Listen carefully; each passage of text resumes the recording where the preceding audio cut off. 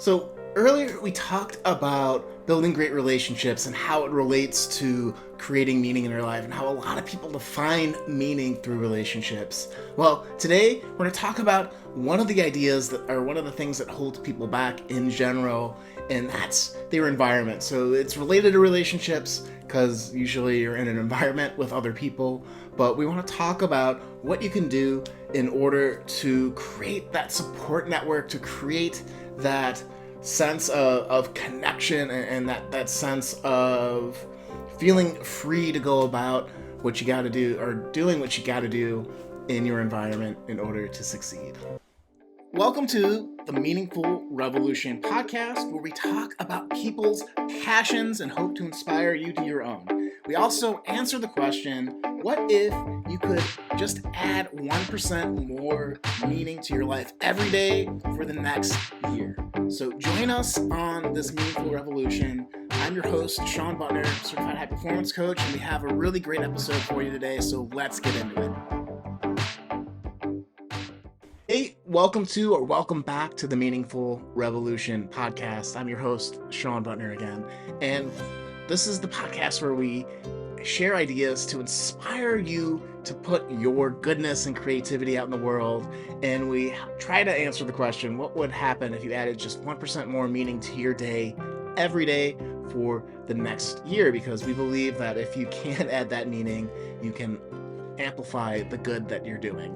So like I had mentioned in the intro earlier, we talked about building great relationships.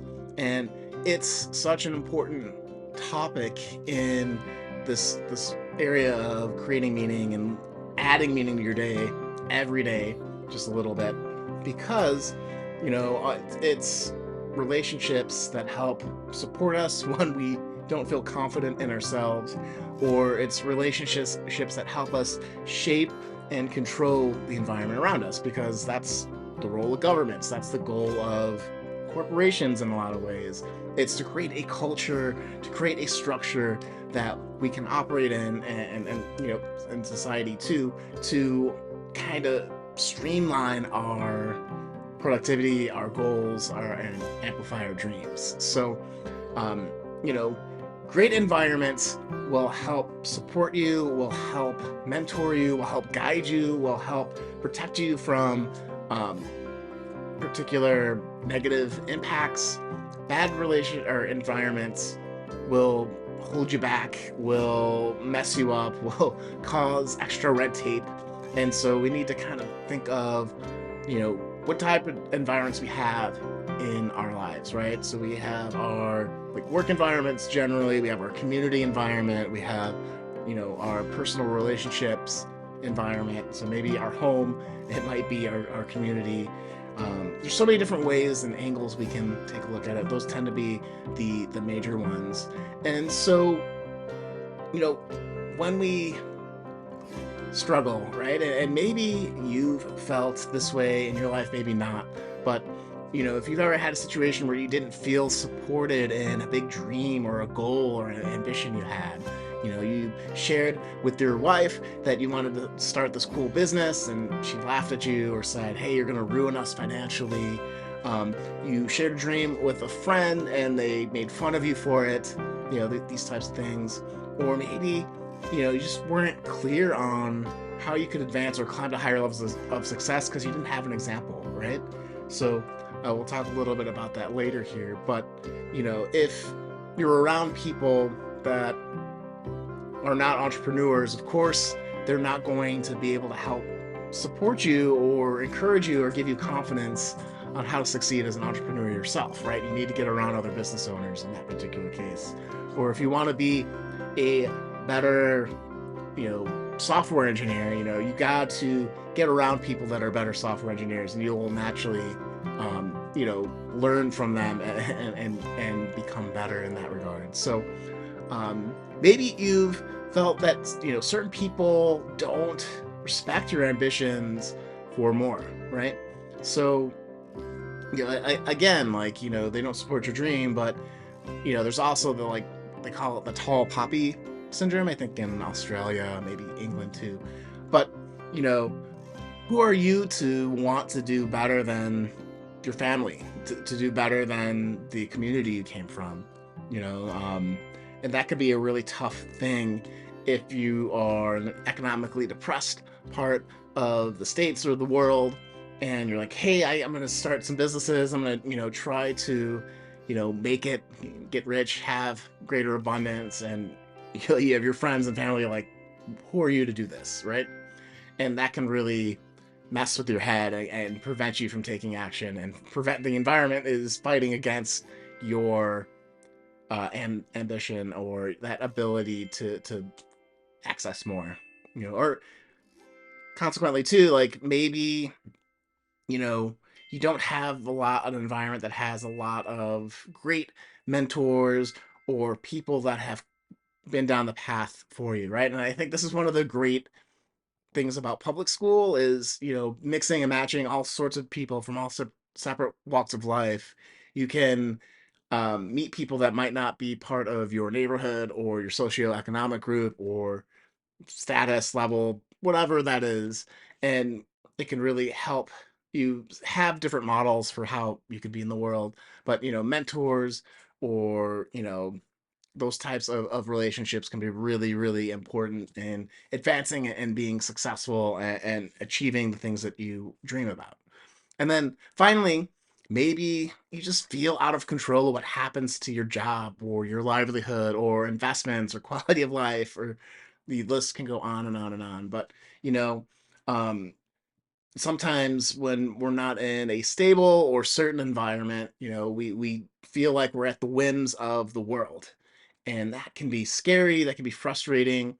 It can, if it persists or you begin to buy into it, like you start to lose the ability to feel like your actions control your environment or control your destiny. And then you get into this mindset of like, why even try? Like, I've seen a lot of people in the past year as a coach that have been in this particular, like, why should I even try? Like, it doesn't matter what I do. And it's like, no, no, no, it does really matter what you do.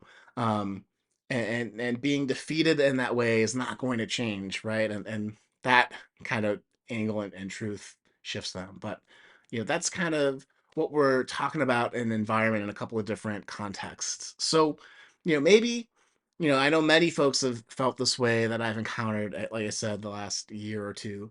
But maybe you've felt that way, or maybe not. Maybe you know someone that has felt this way, or maybe you lead a team and there are people that are struggling in this particular way. And it's important to talk about this in the context of work, because I think there's this idea of the great resignation out there in the news.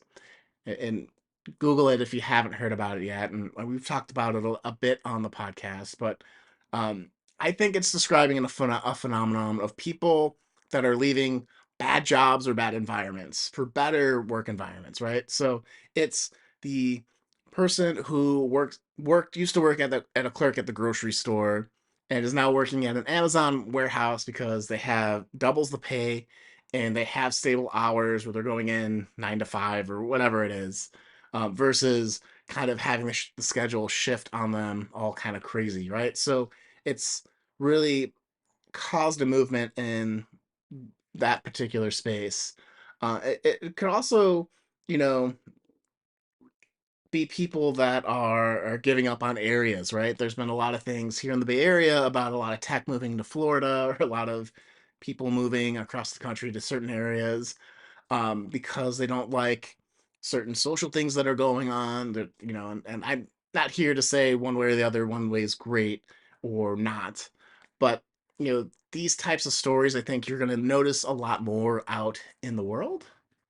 And so being aware of them, being aware of this environment component that people are seeking to be around higher quality, or the people that are the best in their field, or people are trying to find the structure where they feel like they can thrive and run their dream. I think that's kind of the story. So really, like, if as we're talking about this, I know I myself like left Arkansas years ago when I was working at Walmart because it wasn't the place where I felt really accepted or a part of the community, or comfortable in a lot of different ways.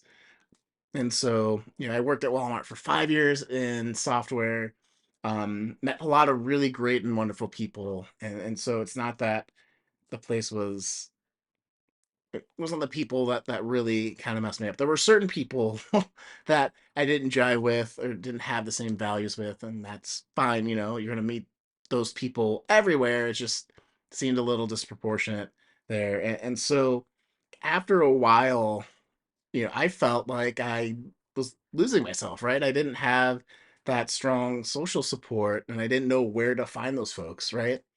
Um, and so ultimately, the choice to leave that job, the choice to leave that state, for me was to find more like-minded folks, to find more people that I could connect with, to get to a bigger area too. Being from the suburbs of Chicago, I was used to a bigger metro area, and so to just be around more culture and more things was important to me at that point in my life in my late 20s. So by the time I ended up leaving there. And so ultimately though, like, I moved to California. um I was able to fulfill a dream of working for Apple. After a long story, I told this story a bunch of times. I'll save you guys here, but I ended up moving to California, and through some finagling, getting a great job at Apple as a software engineer, which had been a dream of mine. So that felt good, making that jump to an area that was different, and just that sense of adventure was really great, and it worked out for me, right? Now I'm a coach running my own business out here, and I love it. So um, that's you know so many stories of people heading out west or heading out east or heading to Texas or Florida or wherever, um, to find their people, to feel inspired to do their best work. There's a whole set of stories like that.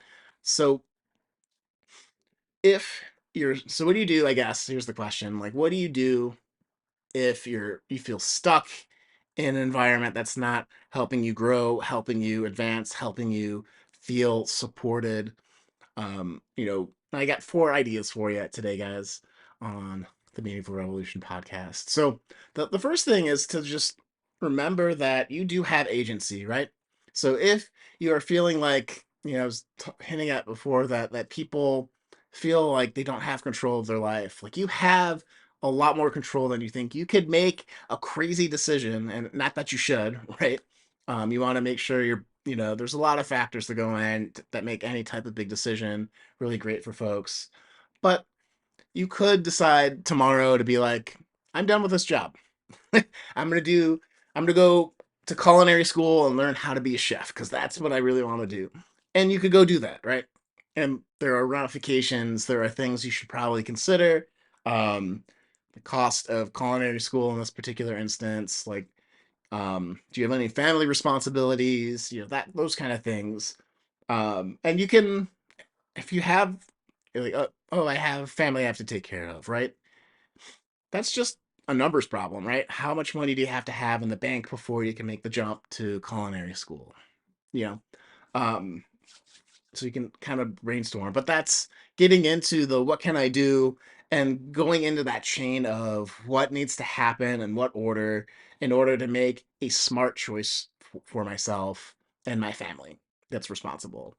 But you could do that, right? You could maybe shift your job or role in an organization. You could just, move across the world if you wanted to, um like I said, there's a lot you can do to either shift environments. There's a lot you can do to maybe influence it, and that's the second point: is encourage other people to help you create the environment that you want to live and thrive in. So what does that look like? It could be getting a group of people at your job to try to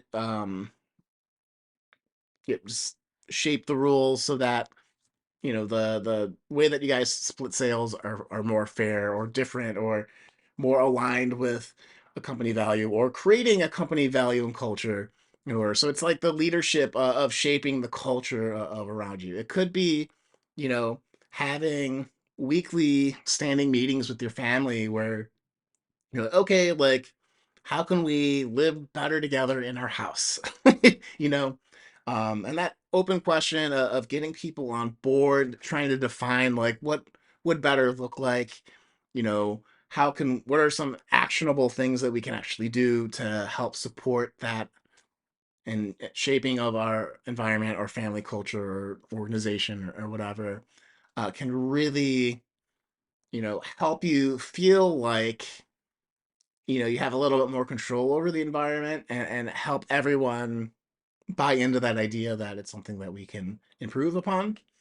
Um, Third thing is to try to see if you can shape the rules of an environment. So if you're the boss of your company, right? This is pretty easy. You just switch the rule, you switch the process, you switch how things get done, and it's great.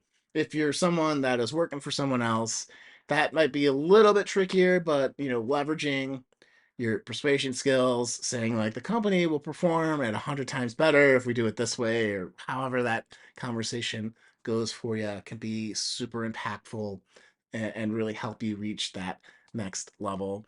And then the fourth thing to do is outside of actively trying to shape and change the things around you and lead the things around you is to level up your communities, level up your, you know, mentoring networks and doing the work to find that inspiration out in the world. So what does that mean? That means if you're a business person, how are you getting around people either in like the local like chamber of commerce, there's the I'm completely blanking on the name of the club.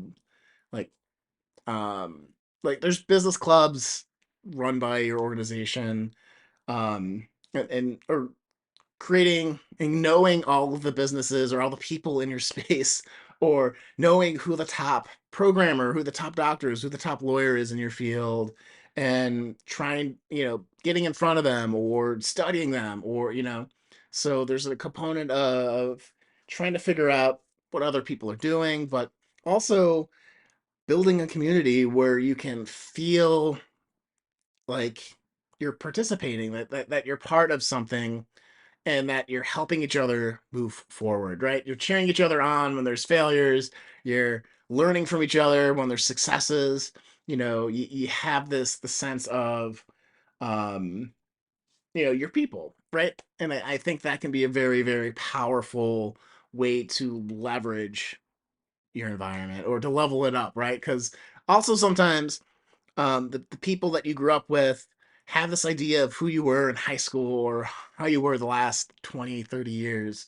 And people grow, people change, and sometimes you just outgrow some of that stuff too, right? So instead of being around people that you've known since you were a kid who see you as a 5-year old, that the 5-year old that they love and knew and know, right? You get some new people who are meeting you as an adult, see you as an adult, treat you as an adult, and will challenge you like an adult, or like a business owner, a professional, those types of things. And I think that can really, really help you. So, um, again, like these are ideas on how to shape or break through any environment. If there's one idea that I think is the most relevant, and that is to level up the support, encouragement, and mentor networks, level up the people around you. And not necessarily get rid of the people that aren't either, right? So I want to make it very clear that I'm not saying if your spouse doesn't support you that you should get rid of them. Like that's terrible. Um, you might need to work on that relationship, or you might need to know that you just need other people to fulfill that role of encouragement and support if you're not getting it at home or you're not getting it from your friends or family or teams or whatnot, right? Maybe you you join a hobby or you join the influence group, right? The or not the influence, the inspired group that I'm running, and there's a link in the show notes here where we will encourage you as you advance your professional life, as you advance your businesses. We'll help each other out, we'll cheer each other on, and I'll facilitate that all. So if you're interested, again, check Sean or community.seanbutter.com or the link below here. But really, guys, like, the environment can be one of the biggest things. Your environment can be one of the biggest things that is impeding you or propelling you to success. And I want to say, like, there are ways for you, whether in my community or a community that you love, you know, model trains or whatever, you know, there are people that want you to succeed. And it's been my experience that most people want you to succeed. Most people want to see you advance. And I think we need more encouragement and more of that in the world because there's been a deficit of it. So just plain and simple, that's my belief. But go out there, guys. Level up your communities. Get that support that you need. And I'll see you guys in the next episode where we will be talking about, you know, focusing on the skills you might need to get to your next level. Just really finding your performance edge and really finding how you can, you know, learn and connect with what's meaningful to you through learning new things. So I know you'll love it. I'll see you guys then. Take care. Thank you for listening to the Meaningful Revolution podcast. I hope you enjoyed this episode. And if you could, please share this episode with 3 people that you think might enjoy it. And like and subscribe on Apple Podcasts. Leave a comment. Please rate us because that helps us get the word out. So until next time, listen to the next episode right after this. I know you'll love it. And we'll see you then. Take care.